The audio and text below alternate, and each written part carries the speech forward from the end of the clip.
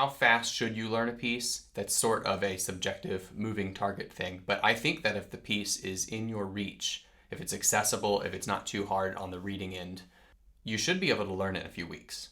That being said, there is one thing that will slow down the learning process dramatically, and that is basically impatience. While I was teaching earlier today, I realized that impatience really is at the core of why we don't learn things more quickly, or why we're not more diligent in our practice. And it's not necessarily like impatience on purpose, like we're aware of it. It's just this idea that we want to get to the performance tempo as fast as we can. We want to handle as much of the piece as fast as we can, and we always bite off more than we can chew. And the best learning comes from simplifying information. So in this video, I wanted to offer a few tips on how to simplify information and how to sort of break the rut that you might be in, where you start at the beginning of the piece and work your way to the end of the piece. Repeat that a bunch of times. That's really not going to get you very far. I've seen a number of other, piano YouTube personalities comment on that, and I definitely agree. And I have my own observations to add. Basically, if you start at the beginning of a piece and work your way to the end of the piece, of course you're going to get very good at the beginning, and the end, which is often, the more difficult part, or has a difficult part right before the end, is going to be the weakest, so it'll be anticlimactic in your performance.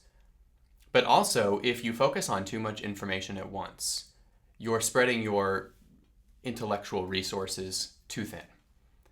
And it's hard to actually get better at anything in a noticeable way.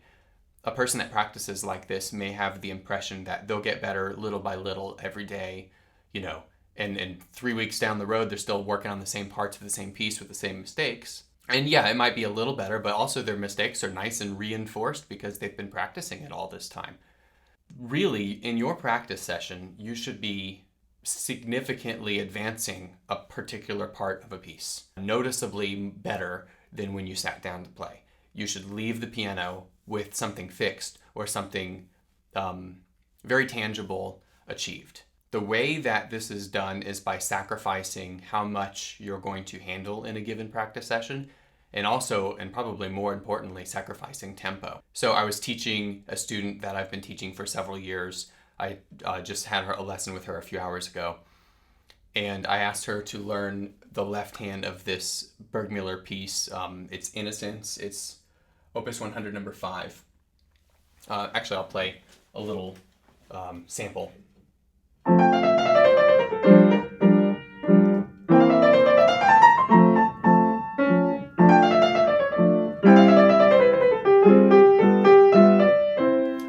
A note, but anyway. So now that's what the piece sounds like. She was asked to learn the left hand and, get it counted and, steady pulse and everything. And what I got was something like this.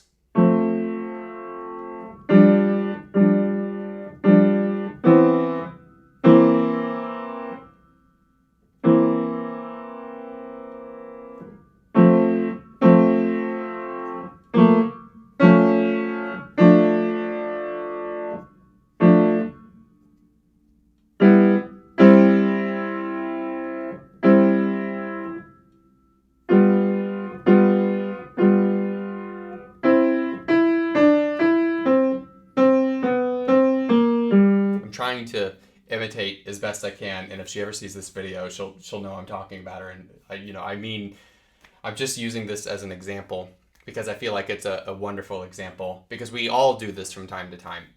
So there's so many issues with this approach. First of all, it has no pulse. Second, almost every time we have a bar line, we're never really prepared for what's coming next. Next, we just repeat things over and over again, try to find the right notes, and once we settle on the right notes, we then move on. We practice until it's perfect, in a sense, which I'll get into in another video. And we pretty much just played from beginning to end, and we hacked our way through it, and then we're going to repeat that a bunch of times. Or, I asked her if that's how she'd been practicing, and pretty much that is how she's been practicing. So How can we practice more deliberately? The most important thing to remember is to simplify the information. How can we simplify the information? First and foremost, which is something I've already asked this particular student to do, is to split the hands up. So obviously, if you can't play something well with both hands, you should be practicing one hand at a time. And if one hand at a time has imperfections or issues, then certainly we shouldn't be putting our hands together. So that kind of goes without saying, but might not be so obvious to many folks out there. Another way we can simplify information is by slowing the timing down significantly. I think counting out loud and subdividing. The reason I say subdividing is because if you slow the pulse down, this piece, for example, is supposed to go in 3/4 time. So once the pulse gets around like 60 or so, especially younger students are really going to have a trouble with making that consistent and actually reading that fluently. And it may be helpful to subdivide it, so to divide the beat further. So instead of going 1, 2, 3, which honestly the second the student encounters any difficulty, that's going to go out the window. So instead, 1 and 2 and 3 and. So that allows us time for our eyes to scan ahead and process the next thing that's coming. So that allows us to achieve a steady pulse. So subdividing at a slow tempo. Since we have chord changes moving from one bar line to a next or from one measure to a next, if we have trouble finding the chord, like in this case, we have this 5/7 chord right here in measure 3. So if we miss a B flat or something like that, we don't exactly know the shape of the chord, we should focus on that first. Focus on the destination first. And then focus on getting there from the previous chord. So we'd find where the previous chord is, we'd spell out the notes, figure that out, figure out where we're going, and then we'd start tying that together with the rhythm. 1 and 2 and 3 and 1 and 2 and 3 and so on. And there are other ways to simplify information, but these are just a couple of tips to kind of get you started. You don't want to be practicing too much at a time.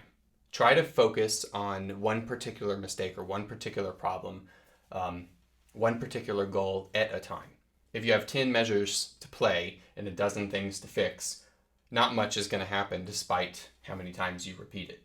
So you really need to minimize how many problems you're focusing on in any given session. Now in this particular piece, we want to get to the point where we're playing the left hand, fluidly, at least for part of the piece, before we bring another hand in or something like that. So I'll give an example of what it should look like. 1 and 2 and 3 and 1 and 2 and 3 and 1 and 2 and 3 and 1 and 2 and 3 and 1 and 2 and 3 and 1 and 2 and 3 and 1 and 2 and 3 and 1 and 2 and 3 and so on. Getting to that point where you can play the part individually, that is your signal as to whether or not you can move on. Back to that impatience thing, moving on too soon is another component of that can really hold you back.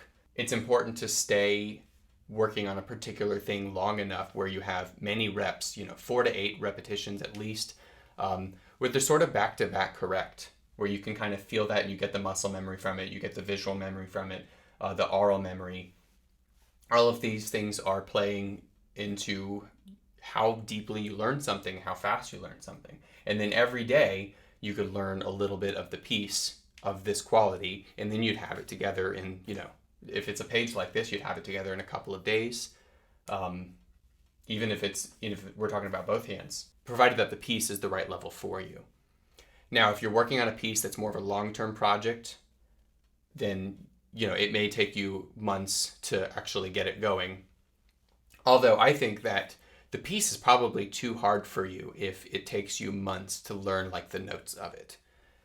It should probably take you, at least this is my approach, it should probably take you less than a month to learn the notes and the rhythms and the basic operations of a piece. This can include hesitations, this can include, points where you have to correct yourself, but, at least being able to feel the whole piece. If you have a 10-page piece and you've worked through 3 pages after a month, that's going to be a long project. And I generally recommend that you work on some pieces to kind of lead you up to where you would be able to handle a piece like that more efficiently. That's pretty much all I have to say at the moment about simplifying and learning pieces more quickly. You really just have to fight the urge to start at the beginning and, play to the end a bunch of times and actually plot out your practice, create goals, and spend your time achieving them. In this particular case, I helped my student, find her way by doing the whole counting with the subdivision thing and showing her how to get across the bar lines and things like that. I'll probably go into more detail on this topic later, but I just wanted to get this out and make a quick video on it because it was so prevalent in my experience teaching. In fact, that's one of the reasons I made this YouTube channel. I teach, now that I'm a Skype teacher, I am here in the studio teaching a lot, and I notice these issues, and I sort of want a way to vent about it, but also a way to save some people the trouble, because students often make the very same mistakes. They're struggling with the same sorts of things, and I can talk about it and kind of reach a wider audience. If you enjoyed this video, or if you want to see more videos like this, please subscribe and like the video and support this channel. Thank you.